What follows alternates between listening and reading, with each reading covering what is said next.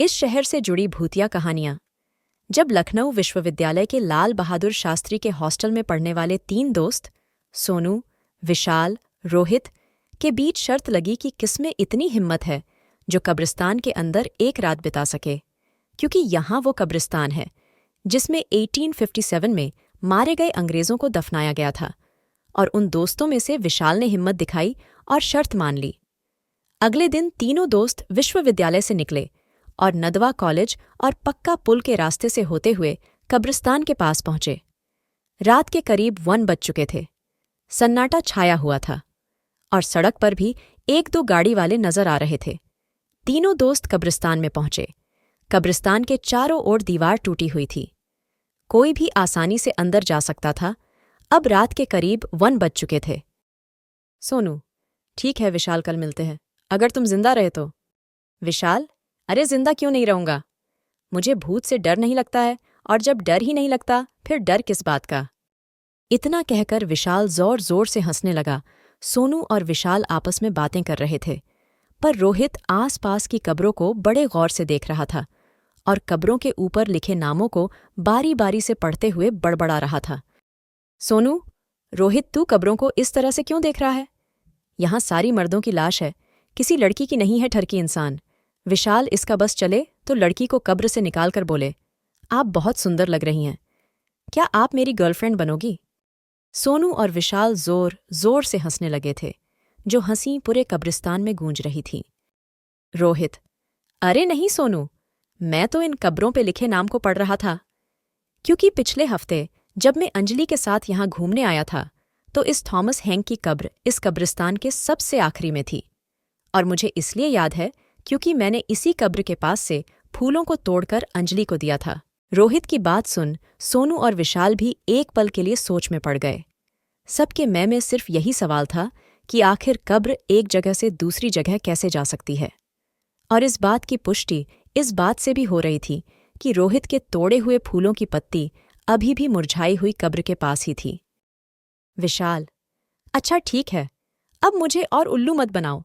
मुझे डराने की तुम्हारी कोशिश किसी काम की नहीं है, समझ गए? मैं इस कब्रिस्तान से अब कल सुबह ही आऊंगा, वो भी जिंदा। चलो जाओ, अब तुम दोनों मुझे अकेला छोड़ दो। विशाल की बात सुन सोनू और रोहित कुछ नहीं बोले और आपस में बात करते हुए कब्रिस्तान से बाहर आ गए। और विशाल अपने दोस्तों को कब्र से जाते शांत देख रहा था।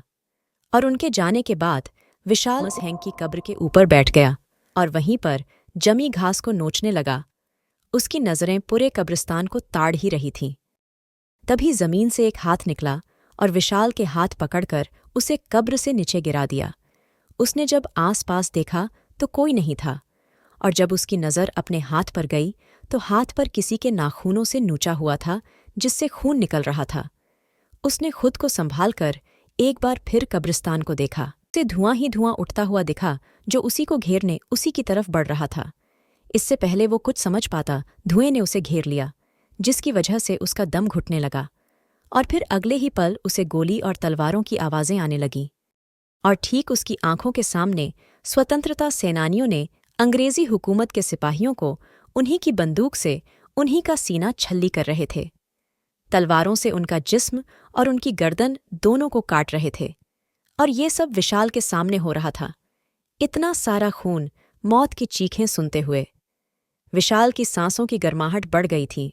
पर उससे पहले वो कुछ समझ पाता या इस सदमे से निकल पाता, अचानक ही किसी ने विशाल को पीछे से धक्का दिया और उसे जमीन पर गिरा दिया। उसने जब पीछे मुड़कर देखा तो कोई नहीं बल्कि सोनू और रोहित ही थे, और सारा धुआं एक पल में गायब हो गया। सोनू, अबे देख कितना फट्टू है ये।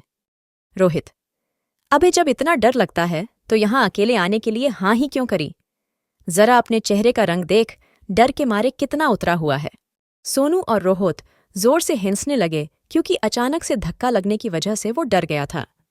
विशाल, बंद करो तुम लोग अपनी ये नौटंकी, और चलो यहाँ से, मुझे और नहीं रहना इस कब्रिस्तान में। तुम्हें अंदाजा भी है मैं अभी क्या देख रहा था? विशाल जानता था कि जो उसने अभी देखा है वो कभी अपने दोस्तों को समझा नहीं पाएगा, इसलिए झुंझलाता हुआ दोनों से कहकर बाहर जाने को हुआ ही था। तभी रोहित ने उसका हाथ पकड़ उसे रोक लिया। रोहित, अबे, तू अकेला कहाँ चल दिया? चिंता मत कर, तेरे साथ साथ अब हम भी इस कब्रिस्तान में रुकेंगे, फिर तो ठीक है ना? विशाल, पर रुकना ही क्यों है? जब से मैं आया हूं अजीब सी ठंड लग रही है, और तुम दोनों के हाथ भी तो बर्फ की तरह ठंडे हो चुके हैं। मैं कहता हूं, चलो। विशाल रोहित से हाथ छुड़ाकर कब्रिस्तान की बाहर की ओर चल ही रहा था कि अचानक ही सोनू ने उसके गले में रस्सी डाल वापस से उसे कब्रिस्तान में घसीटने लगा। विशाल, सोनू, ये तुम क्या कर रहे हो? मैं विशाल, तुम्हारा दोस्त, तुम मेरे साथ ये क्या कर रहे हो?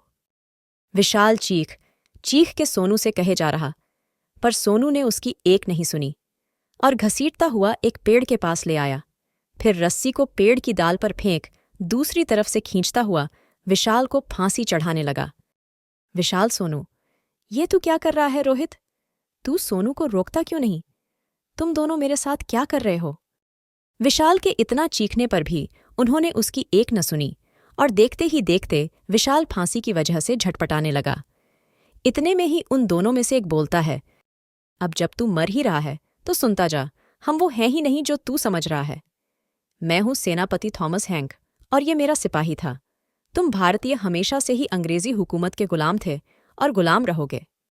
इतना कहकर उन दोनों का शरीर धीरे धीरे अंग्रेजी हुकूमत के सिपाहियों की पोशाक से ढक गया, जिनकी आंखों के सामने विशाल फांसी पर लटका तड़प रहा था।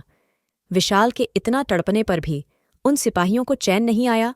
उन्होंने अपने हाथ में पकड़ी बंदूक और तलवार से विशाल के शरीर को छल्ली करना शुरू कर दिया, जिससे विशाल की मौके पर ही मौत हो गई। अगली सुबह जब उसके दोस्त उसे लेने कब्रिस्तान आए, तब कब्रिस्तान के बाहर पुलिस और मीडिया की भीड़ लगी हुई थी, जिन्हें देख दोनों की सांसें तेज हो गई थीं। रोहित ने जब भीड़ के बीच जाकर देखा तो उसे कब्रिस्तान के कोने में पेड़ पर झूलती विशाल की लाश दिखी, जिसे देख दोनों चीखने लगे थे। इंस्पेक्टर भी उनकी चीख से समझ गया था कि ये दोनों लाश के जानने वाले हैं, इसलिए दोनों को लाश की पहचान करने के लिए अंदर बुलाया गया। सोनू और रोहित ने जब विशाल की लाश को गौर से देखा तो उनकी भी रूह कांप गई। गला जोर से दबने की वजह से विशाल की आंखों की पुतलियां बाहर आ गई थीं।